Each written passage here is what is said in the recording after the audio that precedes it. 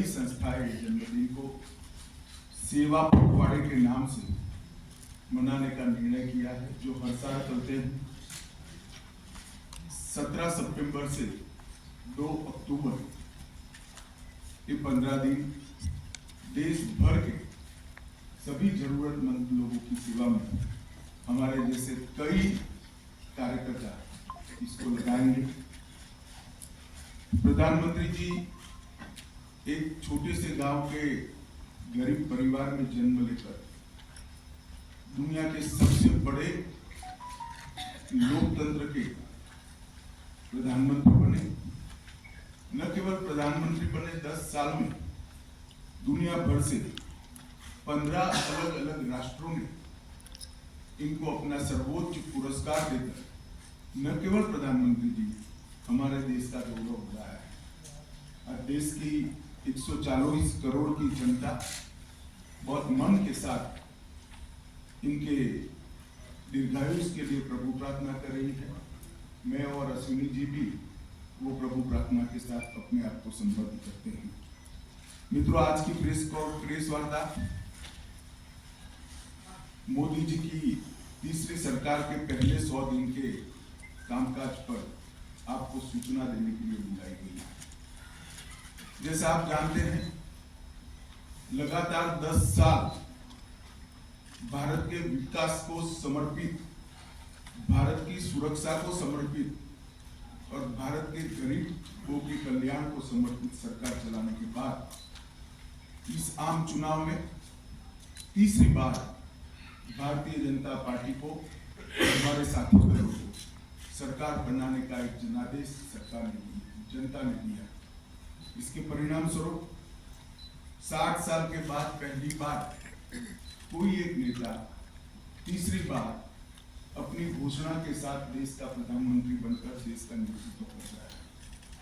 60 साल के बाद पहली बार देश में राजनीतिक स्थिरता का माहौल आया है और नीतियों के सातत्य को भी हमने अनुभव किया है। और नीतियों की दिशा, नीतियों की गति और नीतियों को क्रियान्वयन करने की सटीकता, ये तीनों 10 साल तक बरकरार रखकर 11वें साल में प्रवेश करना, मैं मानता हूं बहुत कठिन है। दुनिया के कई देशों में भी देखा गया, जहां एक प्रकार से वाइब्रेंट लोकतंत्र है, वहां पर ऐसे बहुत कम ही उदाहरण दिखाई पड़ते हैं।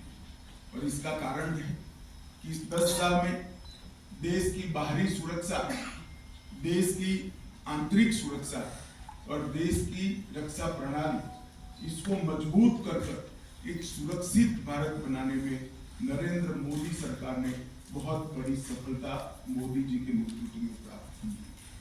शिक्षा के अंदर आमूलचूल परिवर्तन, हमारे चिर पुरातन शिक्षा शैक्षणिक मूल्यों को समाहित करते हुए, हमारी भाषाओं को गौरवान्वित करते हुए और आधुनिक से आधुनिक शिक्षा को समाहित करते हुए नई शिक्षा नीति लाने का काम नरेंद्र मोदी जी ने किया है। जब मेक इन इंडिया का नारा दिया गया, काफी लोग इसका मखौल उड़ाते थे, मगर आज मैं बहुत फख्र के साथ कह सकता हूं कि भारत पूरी दुनिया में उत्पादन का सबसे चहेता केंद्र बन चुका है और ये वास्तविक है।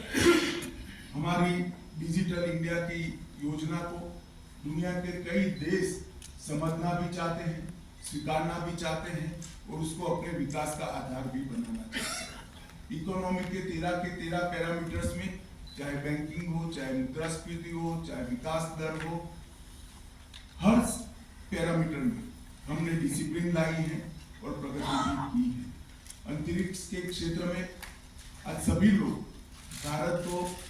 भारत का अंतरिक्ष के क्षेत्र में भविष्य उज्जवल है, इसको एक्नोलेज करते हैं। 10 वर्ष में आजादी के बाद पहली बार दुनिया ने रीढ़ की हड्डी वाली विदेश नीति को देखने का मौका मिला है। भारत की विदेश नीति में मेरे जैसे कई लोगों को रीढ़ की हड्डी दिखाई नहीं पड़ती थी, अब भारत की विदेश नीति में रीढ़ की हड्डी दिखाई पड़ती है। 10 साल में देश के 60 करोड़ गरीबों, एक ही 10 साल घर, शौचालय, गैस, पीने का पानी, बिजली, 5 किलो मुफ्त अनाज और 5 लाख तक की स्वास्थ्य की सुविधाएं देने का काम नरेंद्र मोदी जी ने किया है। और हमें लक्ष्य लेकर चले हैं कि अगली बार जब चुनाव में जाएंगे इस देश में कोई व्यक्ति घर बगैर का नहीं होगा। युवाओं के लिए ढेर सारे मौके तराशे गए हैं। आज भारत का युवा भारत के नए प्लेटफॉर्म पर खड़ा होकर विश्व के युवा के साथ दो हाथ करने के लिए सुसज्ज है।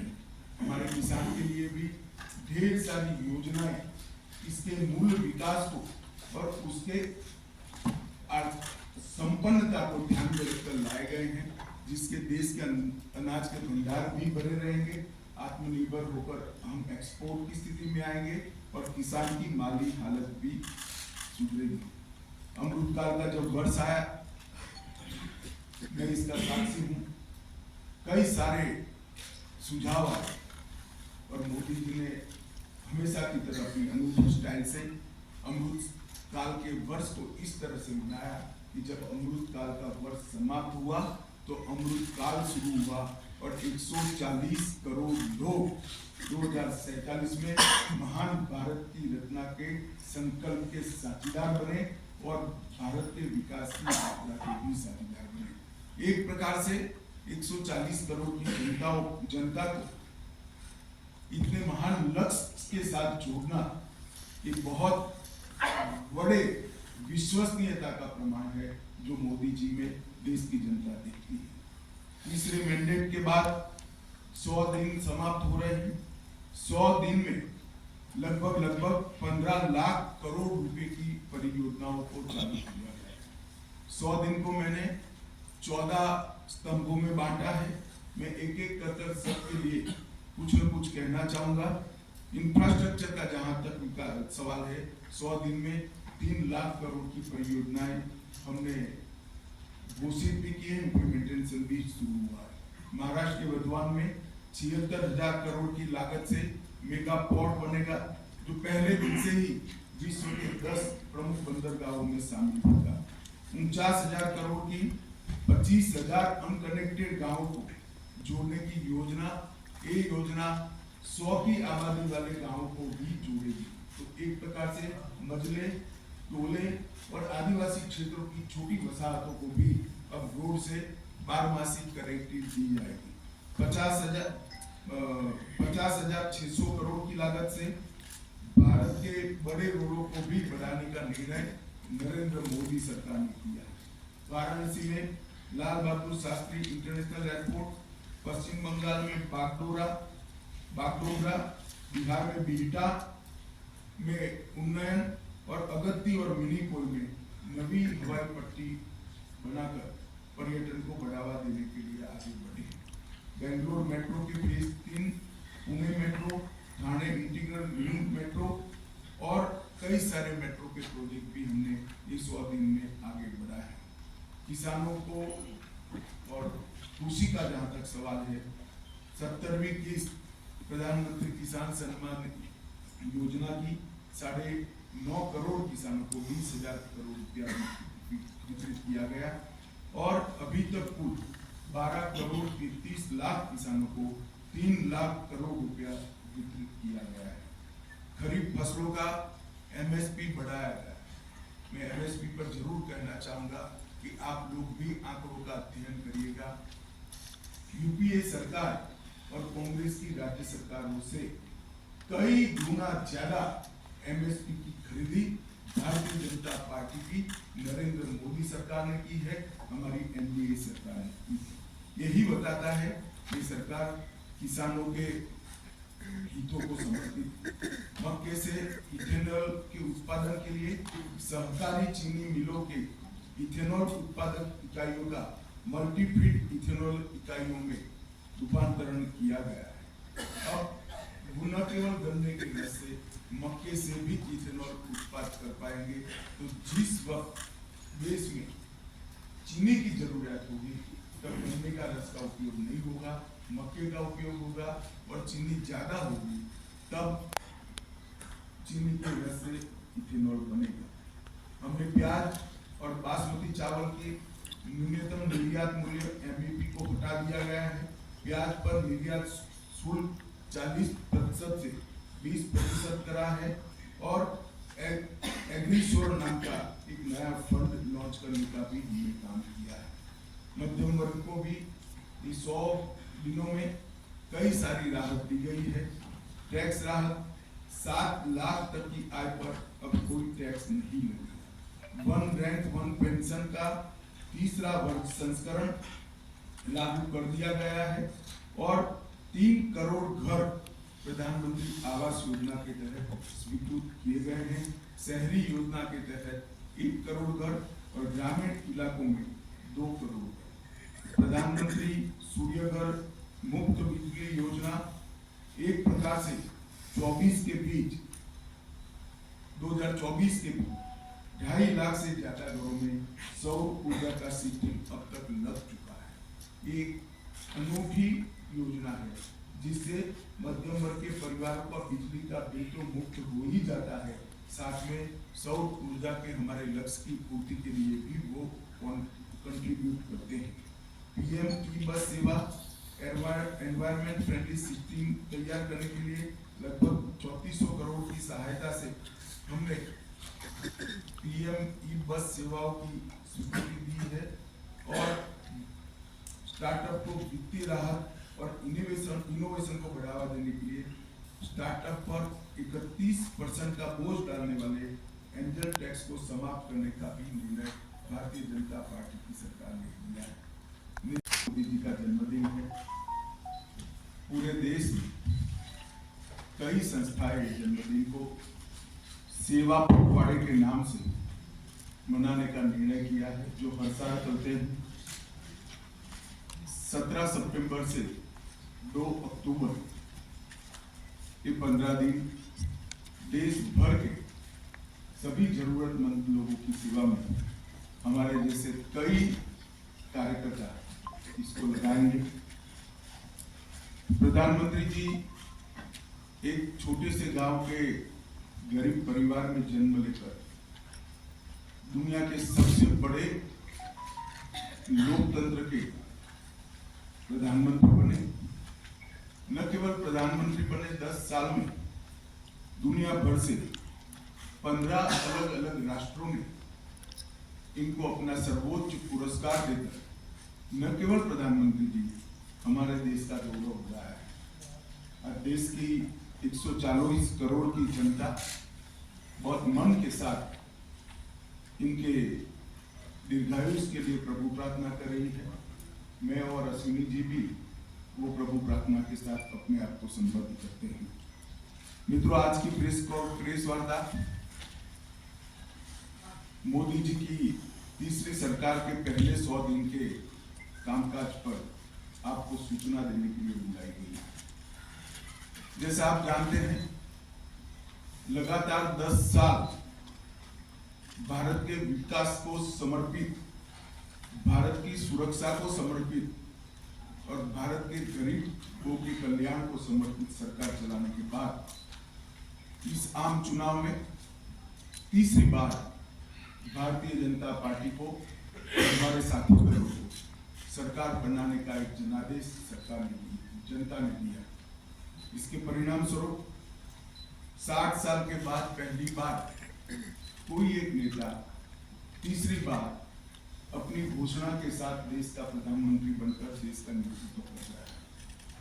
60 साल के बाद पहली बार देश में राजनीतिक स्थिरता का माहौल आया है और नीतियों के सातत्य को भी हमने अनुभव किया है और नीतियों की दिशा, नीतियों की गति और नीतियों को क्रियान्वयन करने की सटीकता, ये तीनों 10 साल तक बरकरार रखकर 11वें साल में प्रवेश करना मैं मानता हूं बहुत कठिन है।